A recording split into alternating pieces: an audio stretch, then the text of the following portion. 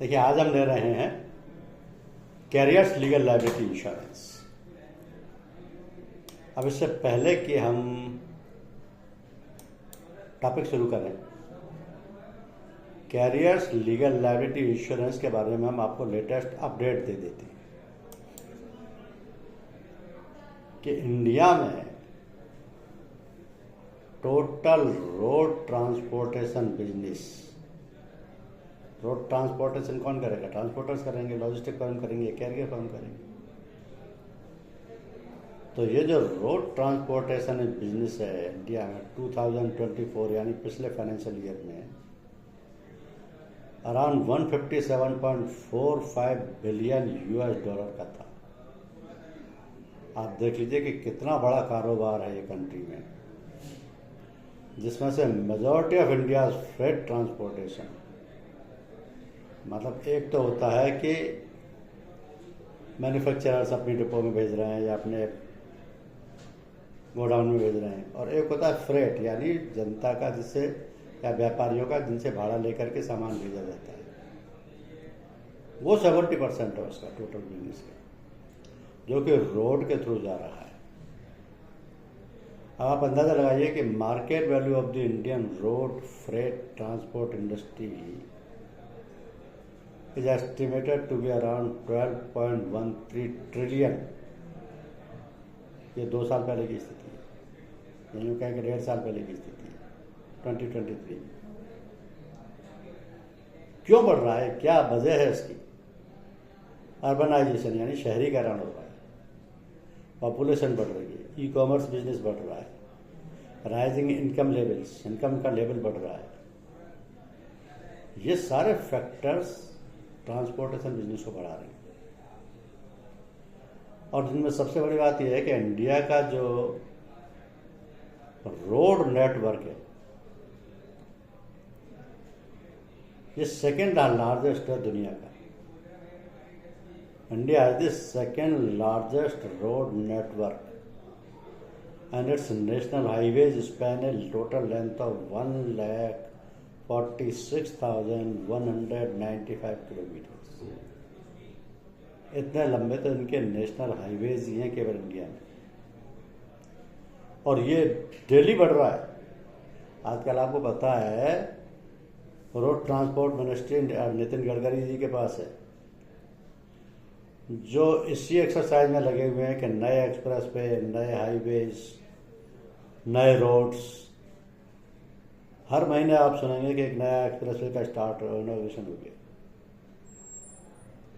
ये किसी भी कंट्री की इकोनॉमी के लिए बहुत ही अच्छा साइन है, क्योंकि जितना बड़ा रोड नेटवर्क होगा किसी भी कंट्री का, उतना ही फ्रीक्वेंट मूवमेंट लोगों का भी होगा, व्हीकल्स का भी होगा, माल का भी होगा, टूरिज्म का भी होगा। यह है नेशनल स्टेटस और latest update regarding the road transportation. अब वैसे तो किसी को कोई माल भेजना हो तो वो उसके पास साधन बहुत हैं। वो वाटरवेज से भी भेज सकता है, जिसमें कि शिप, स्टीमर, बोट या कोई भी हल सामान ले जाएगा। वो एयरवेज से भी भेज सकता है, जिसमें कोई एयर कार्गो कैरियर या हेलीकॉप्टर से चला जाएगा सामान। रेलवे से भी भेज सकता है। इंडिया का रेलवे नेटवर्क इस वक्त दुनिया के सबसे बड़े नेटवर्क में आता है। लेकिन सबसे ज़्यादा जो कन्वीनियंट है लोगों को वो है रोडवेज, और जो रोड के थ्रू जाता है उसको जीसीसी भी लेके जाते हैं, यानी गुड्स कैरिंग कमर्शियल व्हीकल। और ये जो जीसीसी भी हैं, इनमें किसी भी तरीके का, चाहे लाइट कमर्शियल व्हीकल हो या मीडियम कमर्शियल व्हीकल हो या हैवी कमर्शियल व्हीकल हो, टैंकर हो, रेफ्रिजरेटेड व्हीकल हो, open body, close body vehicle हो, ये सब ट्रांसपोर्टेशन पर्पज़ के लिए यूज किए जाते हैं। तो हमारी ये जो पॉलिसी है कैरियर्स लीगल लायबिलिटी, ये केवल रोडवेज के लिए है, यानी कि रोड रूट से जो ट्रांसपोर्टेशन का बिजनेस करते हैं। रेलवे की रिस्क इसमें कवर नहीं है, एयरवेज की रिस्क इसमें कवर नहीं है, वाटरवेज की रिस्क कवर नहीं है। क्यों पड़ती है इस पॉलिसी की जरूरत? मान लिया मैं ट्रांसपोर्टर हूँ, मेरी कोई बहुत बड़ी फर्म है, जयपुर गोल्डन या बालाजी गोल्डन, कोई भी बड़ी फर्म है, और मेरे पास 150 ट्रक।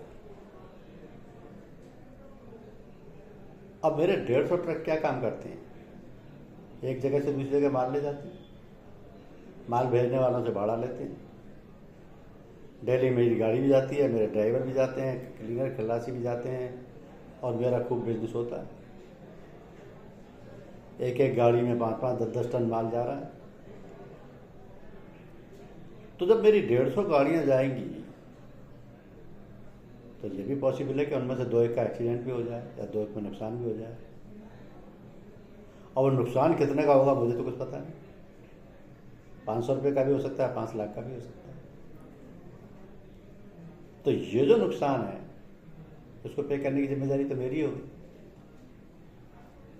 जो भेज रहा है वो तो मेरे से ही क्लेम करेगा, क्योंकि उसने मेरे को भाड़ा दिया, अब मुझे उसको पे करना पड़ेगा। तो ये तो एक ऐसी रिस्क हो गई मेरे लिए कि मेरे को डेली पे करना है। हो सकता है किसी किसी दिन ऐसा भी हो कि जितना मैंने कमाया नहीं उससे ज़्यादा मेरे को कई 2 गुना 3 गुना पे करना पड़ जाए। तो ऐसे कैसे बिजनेस चलेगा भाई? मैं जितना कमा रहा हूँ अगर उससे ज़्यादा आया